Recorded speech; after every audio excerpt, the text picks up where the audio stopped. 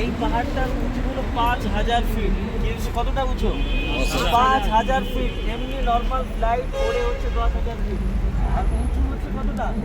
5000 fit. এখান থেকে দেখা যাচ্ছে ওই যে পাহাড়ের পদদেশ, এমনটা না। উঠতে গেলে মিনিমাম একটা সবল মানুষের 5 থেকে 6 ঘন্টা লাগে, ওর পরে সুস্থভাবে উঠতে পারে। নিয়ম মানুষের পুরো 5 থেকে 6 ঘন্টা, তারপরেও সুস্থভাবে ওখানে উঠতে পারবে না। দ্বিতীয় নম্বর কথা হলো যে ওইখানে মানে যখন হুজুর সাল্লাল্লাহু আলাইহি সাল্লামের গোটা মক্কাতে ঘুরে যখন একটা মারার পরিকল্পনা চলছিল, ওই সময় হুজুর সাল্লাল্লাহু আলাইহি সাল্লাম হযরতে আলী রাদিয়াল্লাহু তাআলা আনহুকে নিজের বেডে শুইয়ে দিয়ে উনি চলে এসেছিলেন।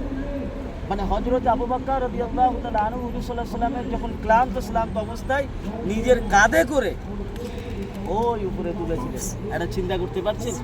একে নিজে ওটা কষ্ট, ওর পরেও একটা মানুষকে নিয়ে ওইভাবে ওটা কতটা কষ্ট করেছে। শুধু উঠেনি, সারা মক্কাতে যখন করেছে, এর আগে যেটা মানে হযরতে আলী রাদিয়াল্লাহু তাআলা আনহু যে বেডে শুয়ে আছে হুজুর সাল্লাল্লাহু আলাইহি সাল্লামের, হযরতে আলী রাদিয়াল্লাহু তাআলা এটাও বলেছে যে আমি হয়তো চলে যেতাম, কিন্তু এটা আমি গর্ব করতাম যে আমার জীবনের বিনিময়ে হলেও আল্লাহ রসুল দুনিয়াতে আছে।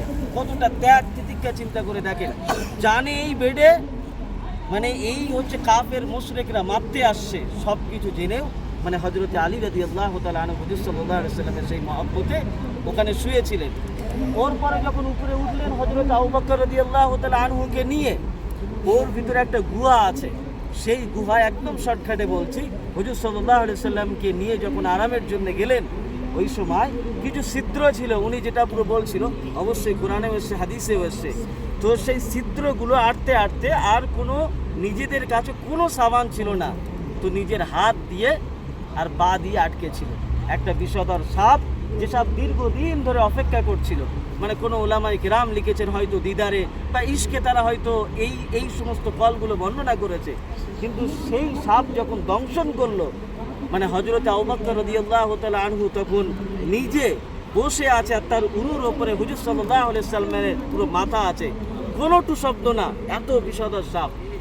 তো নিজে এত কষ্ট হচ্ছে, এক ফোঁটা চোখের পানি হুজুর সাল্লাল্লাহু আলাইহি সাল্লামের মুখে পড়েছিল। যেহেতু আমরা যখন কান্না করি তখন আমাদের পানিটা কিন্তু গরম হয়, এটা খেয়াল করেছেন?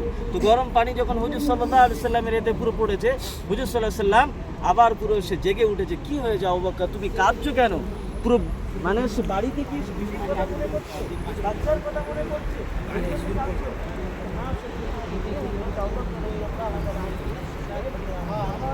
আমার বাচ্চা আপনার মানে কুরবান হয়ে যায়।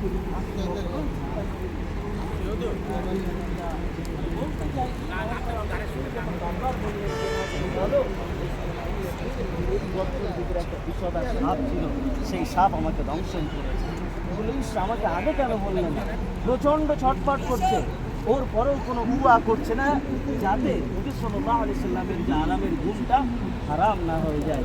হুজুর সাল্লাল্লাহু আলাইহি সাল্লামের সেই থুতু মোবারক নিয়ে ওইখানে দিয়ে দিলেন, সঙ্গে সঙ্গে সেই বিষ, সেই যা কিছু যন্ত্রণা ছিল